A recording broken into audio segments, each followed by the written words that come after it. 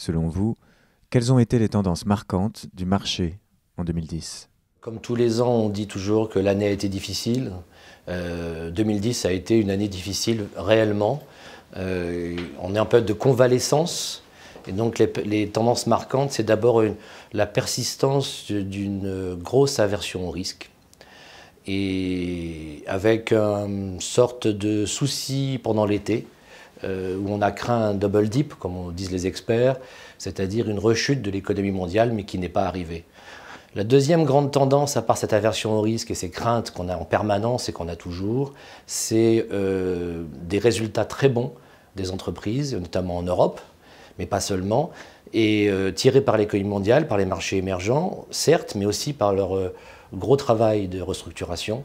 Les résultats des entreprises européennes ont été globalement très bons tout au long de l'année. Donc il y a une très bonne santé des entreprises. La troisième grande tendance, c'est évidemment le transfert des dettes sur les États, et les entreprises, pour le coup, ont des bilans assez sains. Donc on a une cote en bonne santé, une économie en convalescence et des investisseurs qui ont peur. C'était ça l'année 2010.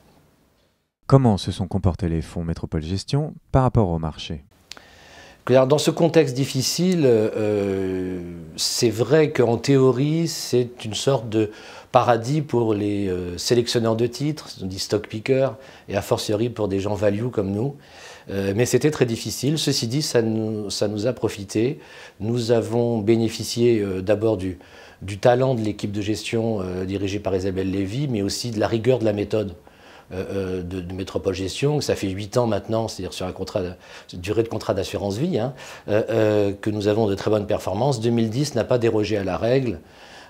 On a des fonds comme Métropole Sélection, notre Best of Europe, Métropole France, Métropole Euro et les autres qui surperforment drastiquement les indices, dans l'ordre de 16-18% en absolu, 10 ou 11 points de mieux que l'indice. Et pour le small cap, c'est encore mieux, c'est 33% dans l'année. Parce que nous avons sélectionné des valeurs très décotées dans le cycle mondial, et en très bonne santé bilancielle, nous avons pu réaliser ces surperformances sur tous nos fonds. Comment envisagez-vous l'année 2011? Écoutez, c'est clair, l'année 2011 sera difficile. Difficile parce qu'elle sera volatile.